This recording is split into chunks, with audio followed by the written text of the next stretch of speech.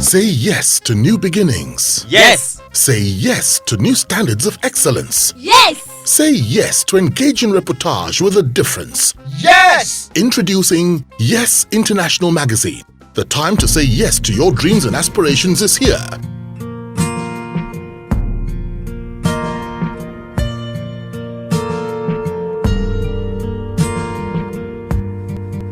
Alright. Now, to win a brief in your sector, what must an agency do, or what must one do?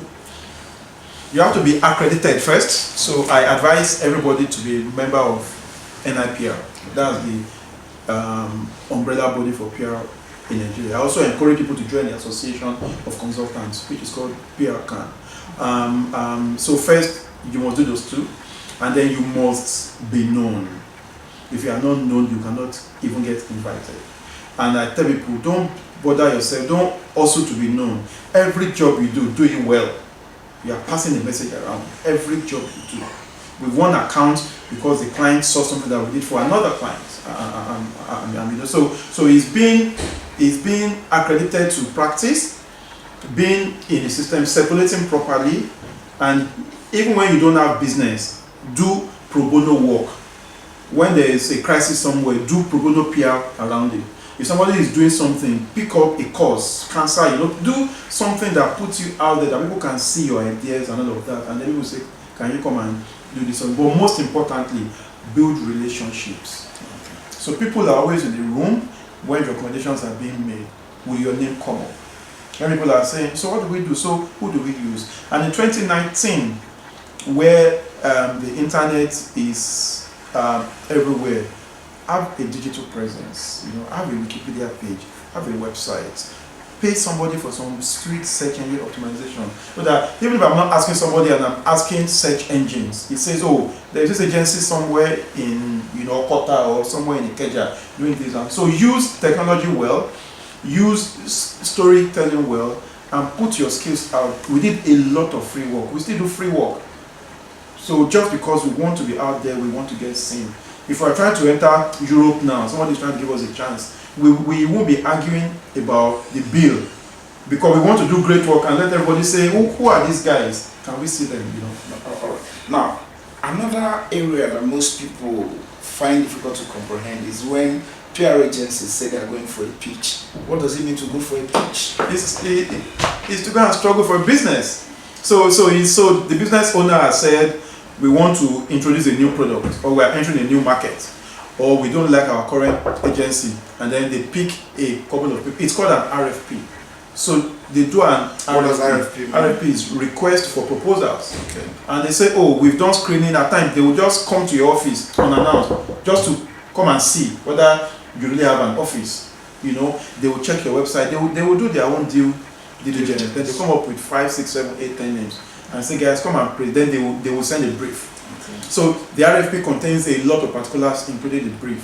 Okay. The brief can be abstract, and then the agency goes to the clients to go and present their ideas, to convince the client. The pitch is that you essentially go there to convince the client that you can do this job, you are the man for the job.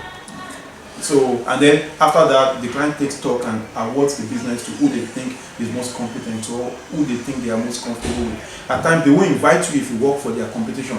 At times, they don't mind in case you want to drop their competition for them. All right. Can you recollect the most memorable pitch that you have gone for, and maybe what happened?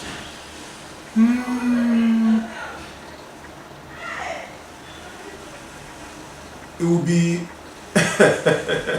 so it will most likely be, I'm trying to look for the most ridiculous one, where he will be a pitch for a mall that was trying to open in Nigeria, where we went there somewhere in VI. It was a new mall from Japan. They probably kept us there all day. A mall? Yeah. Okay. They probably kept us waiting there all day, and by the time we got in, the people who called us to the pitch had another meeting, so they couldn't participate in the pitch, so they left us with their colleagues from Japan who could barely speak or understand English. Okay. And it was just a waste of time. We prepared for the business, for the pitch. By the time we were leaving, we were clear that we can't get this business, because we couldn't even communicate with this guy. So we've had a lot of pitches that did not go well, but with each pitch we have learned. we've done pitches where we thought, and there is no account that we have that we've not probably pitched once or twice before we got the account. We'll go to one pitch, it will be a disaster, and they'll tell us come 2-3 years after, and we'll go and get. And I'll tell my guys, failure is just an opportunity to learn. So I never take it personal. I'm like, okay. And somebody told me when we went for a pitch and we lost it, he said, don't worry, it's a revolving door. And I held on to that. And almost every business that we've pitched for, that we've lost, that we've had a chance to pitch for again, we've then, even Viacom business that we had, the first pitch, we didn't get the business. Somebody else got the business. And we're grateful for the opportunity. And they came again a year or two after and said, we're pitching again, are you interested? I'm like, yeah, why not? Okay. You know? Yeah. All right. Now, when you're not thinking PR, when you're not thinking about PR, when you're not writing, what are the other things you spend your time doing? I read, I'm a reckless reader. Okay. I read as if I don't know anything. I read a lot, I sleep a lot. Every time, if I'm not reading or working, I'm sleeping. I just try to make sure that, I don't die young. So I take every when I used to have an office, I used to take an hour or 2 hours off every afternoon to nap. I will lock my door and sleep. Okay. So I read recklessly. Because I've never really learned much from formal education, all the things I do. So I read, I sleep. When I'm abroad, I walk a lot. Okay. Yeah, that's it. Can you just the book that has had or has made the greatest impact? There are a lot of them. Just one, I need one. If I were to give you one, wow. Okay, go ahead. Tell me the books. When I was in school, I read John C. Maxwell, The 21 Irrefutable Laws of Leadership. Okay. It made a very, very strong impact on me. It's a very powerful book. Wow. I learned a lot of life lessons from the Holy Bible. Okay. In fact, the Yoruba Holy Bible. It was very, very, very, very deep. I read a lot of Robert Greene. Yeah. A lot of the Robert Greene series. I'm looking for so I read so much that it's even and then from the wisdom perspective, I read a lot reading Chinua Achebe. So I read business books, I read life books, I read African books where I can pick lessons and all of that. Okay. Right now I'm reading a book. I've forgotten the name of the author, but it's about the subscription model. Okay. And now we all, in fact, it's a gift to me from a client, how we all need to approach our business from a subscription perspective, whether it's your salary or your payment per quarter or per month and all of that.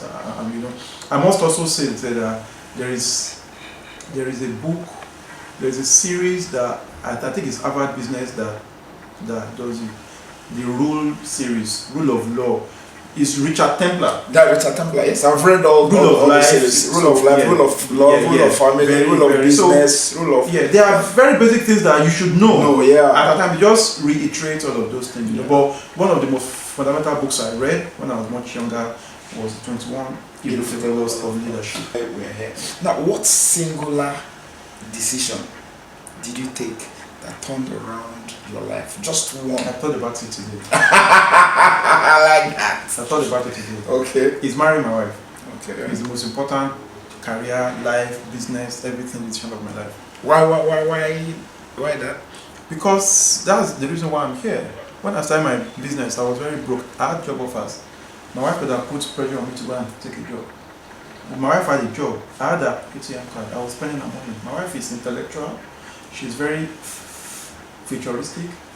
She gives me peace and she believes in me. You must be friends and be with people who inspire you and who believe in you. A lot of people get distracted by who they marry or who they spend time with. My wife is she supported me.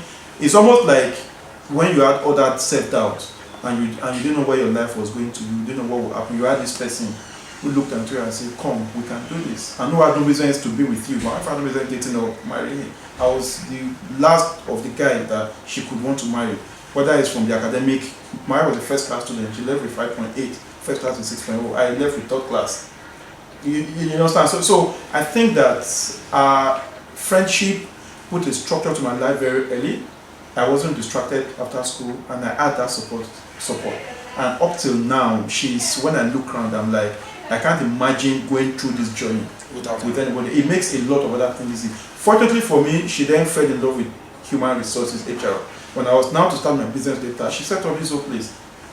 But I put all the structures that we built BHM on. And it was half of our money was money that we used to register the business. So just to have that friend who believes in you, who trusts you, and who is willing to, and I just pray to God every day that God help me not to mess this up. Yeah, with how much did you set up shop? Zero cover. Okay. I always say zero startup capital, but we registered the business with 15,000 naira. Okay. And I think we paid the guy like twice or thrice. And I'm sure it was partly my money from Encomium and partly my wife's money. We paid the guy, but it was 15K. All right, now tell us more about your family. What's your wife's name? What are your children's names? So that we can wrap up I can share my wife's name, but I never share my kids' name. So that's part of my paranoia. I want my kids to grow up to an age where they can determine whether they don't want to buy or not. My wife is Ayeni Oladotu Folake. Okay. She's a human resource practitioner. She's currently a doctoral researcher studying for a PhD at the University of Edinburgh in Scotland. Okay, finally, I need to get your love story. Your wife, I mean, I was at the wedding and the wedding. Yeah. How did your paths cross? We met in school. UI, University of Ibadan. I had this friend that's from Ondo State. I'm from Ondo State, and we heard that there was a bursary meeting where they wanted to give students bursary in Zik Quadrangle. So we went there. We were not about that money. We were very broke.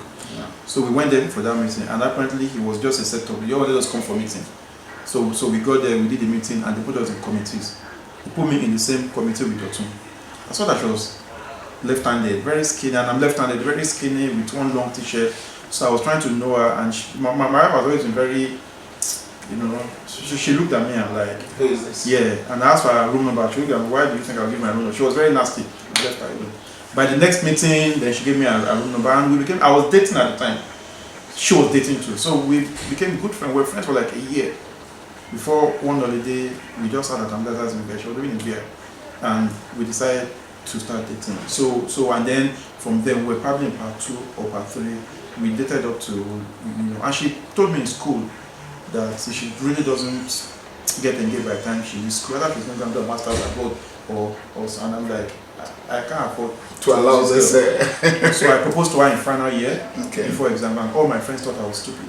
Because look at this small boy, you are 25, 26, you don't know where your life is going to. We are talking about marriage. I had a small cocktail event, even the ring, I couldn't buy the ring. He was a friend of mine that we went to Idumota to go and buy one cheap stupid ring, So I proposed to her, she said yes, and we finished in 2004. She went to serve, I went to Zamfara for 1 month. I came back and joined Encomium. And by the time she was done mid 2005. We were married by December 2005. Yeah. Thank you very much.